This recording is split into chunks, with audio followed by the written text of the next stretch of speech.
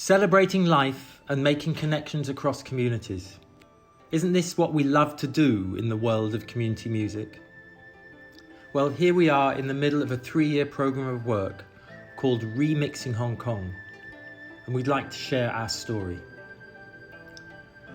This significant programme builds on 16 years of community music development across the city and the region, and has been an opportunity to develop music leaders, to create powerful performances, to make new connections, and to raise the profile of the work in Hong Kong.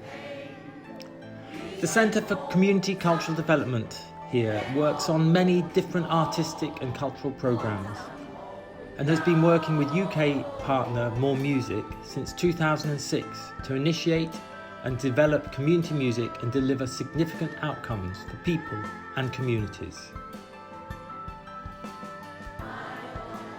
And here is our major supporter, Hong Kong Jockey Club Charities Trust, a funding body applying a collaborative supporting approach rather than just providing a fund.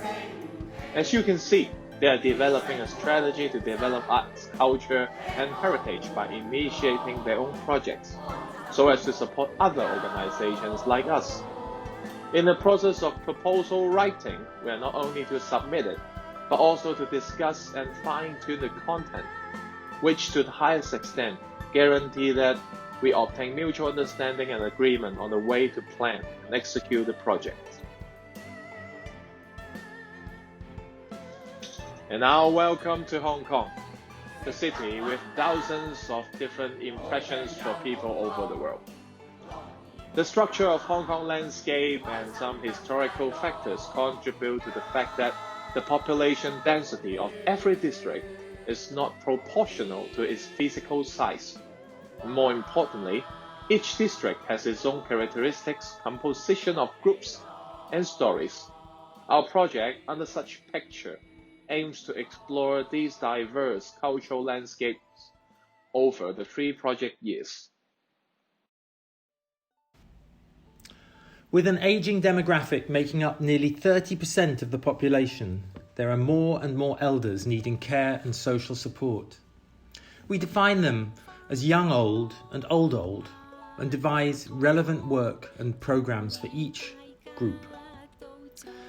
This 3-year programme started with a week-long Train the Trainer session led by myself, Pete Moser from More Music, alongside some of the more experienced local music leaders. We covered leadership, songmaking, well-being and partnership development.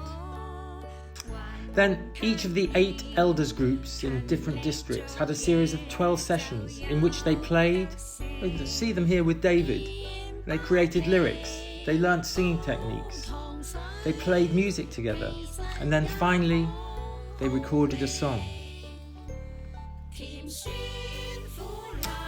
At the same time, across the city, in each of those districts, we ran open sessions, often in the mouths or outdoor spaces, involving people of all ages in creative, improvisational music making.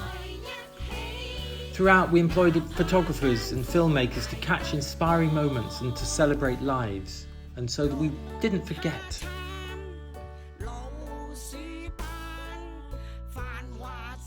At the end of the workshop, we'll send out a set of recording hardware with the crew to different centres. And sometimes they will visit our centre to conduct the recording, making sure that their sound is reflected and shown in their own songs. We received very positive feedback by the participants.